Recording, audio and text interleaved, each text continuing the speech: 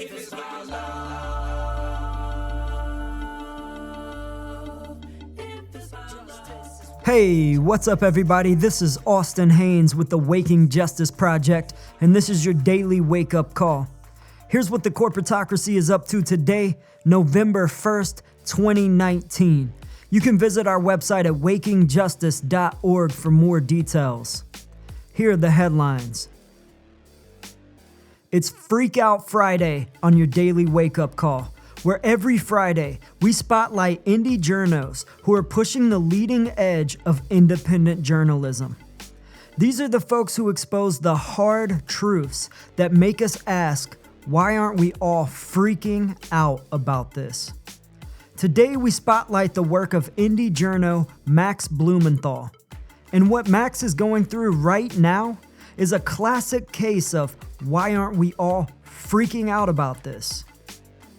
Max was just arrested a few days ago on a fabricated charge related to the siege of the Venezuelan embassy in Washington, D.C. that took place 5 months ago. We'll explore the circumstances around Max's arrest in just a moment, but first, here's a quick bio. Max was born in 1977 in Boston, Massachusetts. His father is Sidney Blumenthal, who is a journalist and a former advisor to President Bill Clinton. Max got a BA in history at the University of Pennsylvania in 1999 and launched his career in 2002 as an investigative reporter with an award-winning exposé of the deaths of hundreds of young women in the Mexican border city of Juarez. Since then, Max has worked as a freelance reporter and videographer, publishing in various outlets including Alternet, the Independent Film Channel, the Columbia Journalism Review, and the New York Times. Max is also a New York Times best-selling author of several books, including Republican Gomorrah, Goliath, and the latest, The Management of Savagery, just out this year.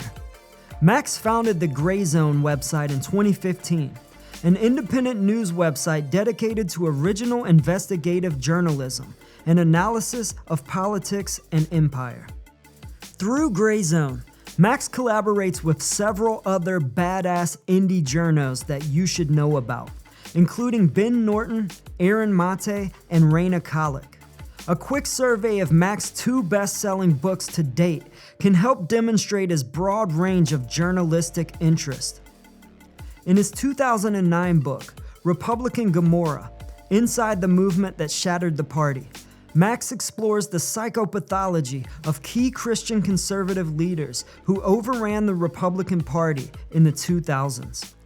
The scandals among those profiled include extramarital affairs, struggle with homosexual urges, addiction to pornography, serial domestic abuse, and even murder. It's a fascinating eye-opener. In his 2013 book, Goliath, Life and Loathing in Greater Israel, Max explores the psychopathology of another fundamentalist religious group, the far-right Zionists, who have long overtaken the politics of Israel. Max spent 4 years on the ground in Israel and Palestine, reporting and researching the book. It's a bold, unflinching look at the brutal, racist reality of Israel's occupation of Palestine, where 2 million people live in forced poverty under siege by the Israeli military, who routinely use indiscriminate and disproportionate violence to wound and murder. After the book's publication, Max stayed in the region with fellow indie journo Dan Cohen to document Israel's 51-day siege of Palestine in 2014. Their documentary, Killing Gaza, is a heart-wrenching look at Israel's campaign of massacre against the Palestinians, which left more than 2,000 dead and over 11,000 injured, including hundreds of Palestinian children. The documentary was released last year, and since then, Max has been on a whirlwind tour covering ongoing fuckery by the US Corporatocracy in Nicaragua, Venezuela, Syria, Honduras, and in Washington, D.C., covering the Venezuelan embassy. Max's coverage of the embassy in D.C. occurred last May 19, when Juan Guaidó was supposed to be announced as the new president of Venezuela. Guaidó was the US State Department's hand-picked puppet to assume the presidency of Venezuela as part of a planned coup to establish a puppet regime there on behalf of the US Corporatocracy.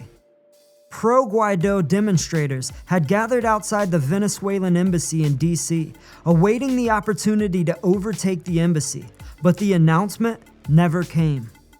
The actual democratically elected leader of Venezuela, President Nicolas Maduro, had headed off the US coup, and when his opposition learned it, they tried to storm the Venezuelan embassy in DC anyway. Max was reporting on the scene and got swept up in the commotion, but the pro-Guaidó mob was eventually turned away. And just this week, 5 months after the events last May, a team of DC police officers showed up at Max's home in DC, demanding entry and threatening to break down his door. The SWAT-style raid and Max's arrest cited an old fabricated arrest warrant related to the May protest at the Venezuelan embassy. It was based on false claims by opposition protesters and dismissed as bogus months ago. Still, Max was held for 2 days, shackled by his hands and ankles for hours on end, and denied his right to a phone call. Interestingly, the phony arrest and illegal incarceration came just hours after the Gray Zone published a report that the CIA front group US Aid was paying the salaries of Juan Guaidó's team. Remember, Guaidó was the hand-picked puppet that the US State Department was gonna prop up as the new president of Venezuela in the CIA's failed coup. The Gray Zone had reported that US Aid had diverted $41.9 million from aid for Central America to pay Guaidó's team. Busted. Max is out of jail now, safe, pissed off probably, and back on the job, reporting the crimes of the US Corporatocracy. If you want to follow Max's work, you can follow him on Twitter at Max Blumenthal. And if you can afford to throw him a few bucks, there's a few ways to donate on his website at thegrayzone.com. Thanks for listening in today. If you want to learn more about how all of us in the work of global justice can join together to end all this injustice and corruption and to save our planet, please visit our website at wakingjustice.org. You can check out our About page and listen to our first podcast. And if you want to get involved, please fill out the contact form at the top right of the page, or you can email us at info@wakingjustice.org. We'd love to hear from you. We're running out of time, y'all. Join us. Peace. You must be involved in the struggle for freedom and justice.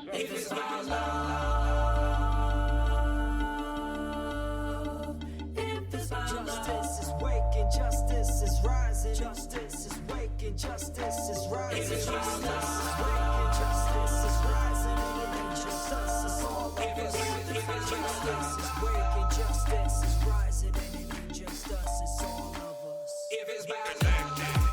May every soul unite, tend the fire and let old coals relight. I'm a citizen of the world and we fight for the rights of everybody to live a truly free life.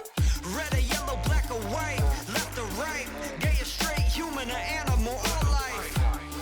Cause what matters is what is in common. If you know it, stand tall and keep dropping the knowledge. Justice is waking, justice is rising. And it ain't just us, it's all of us. If it's our love.